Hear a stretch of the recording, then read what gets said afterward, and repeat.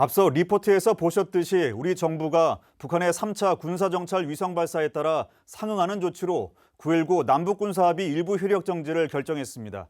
이와 관련해서 취재기자와 함께 조금 더 자세히 살펴보겠습니다. 네, 안 기자. 네, 9.19 군사합의 결국 22일에 정부가 효력 정지 결정을 내렸는데요. 그렇습니다.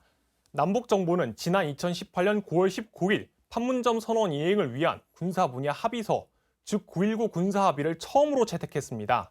그리고 비무장지대 내 GP 철수 등 합의 추진 과제가 순차적으로 이행되기 시작했습니다. 하지만 2019년 2월 28일 하노이에서 열린 북미 정상회담이 결렬되자 북한은 미사일과 무인기 도발 등 군사합의를 위반하기 시작했는데요. 이에 무인기 도발 직후인 올해 1월 4일에 윤석열 대통령이 9.19 군사합의 원점 검토를 지시한 바 있고요. 지난 21일에는 북한이 군사정찰 위성을 발사한다면 9.19 군사합의 효력을 정지하겠다고 밝히기도 했습니다.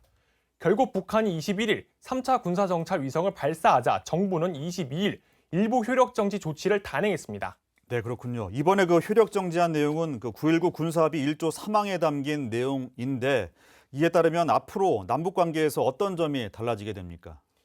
네, 간단히 설명드리자면 대북 감시 활동이 이전보다 더욱 강화됩니다.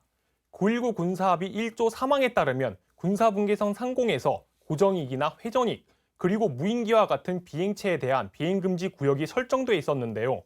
이로 인해 우리 군이 북한에 대한 감시와 정찰 등의 군사작전에 제약이 따랐던 것이 사실입니다. 하지만 이번 효력 정지를 통해 과거 9.19 군사합의 이전 수준의 감시정찰 활동이 조만간 재개될 것으로 예상되고 우리 군의 대북 정찰과 감시 활동이 보다 강화될 것으로 보입니다. 네, 북한 3차 군사 정찰 위성 발사에 대해 외신도 관심을 보이고 있는데 이와 관련한 반응 어떻습니까? 국제사회는 한 목소리로 유엔 안전보상회 결의 위반이자 긴장 고조 행위라며 강력히 비판하고 있습니다. 미국은 한국과 일본의 방어를 위한 모든 조치를 할 것이라고 밝혔고 한때 오키나와에 피난 경보를 발령했던 일본은 중대 사태라며 강력한 항의 메시지를 보내기도 했습니다. 다만 이번 발사에 러시아의 기술이 적용됐는지에 대해선 추가 확인이 필요하다는 입장이고 이와 관련해 러시아는 아직 구체적인 답변을 내놓지는 않는 상황입니다. 추가적으로 우리 군 당국은 실제 러시아의 기술 자문 등 지원이 있었을 것으로 추정하고 있습니다. 조금 전 합참이 발표한 바에 따르면 이번 군사정찰 위성은 비행 항적 정보와 여러 가지 정황들을 종합했을 때 위성체는 궤도에 진입한 것으로 평가했습니다. 다만 위성체 정상 작동 여부는 추가적인 분석이 필요하다는 입장을 밝혔습니다. 네, 지금까지 안지현 기자와 함께 이야기 나눴습니다. 오늘 말씀 감사합니다.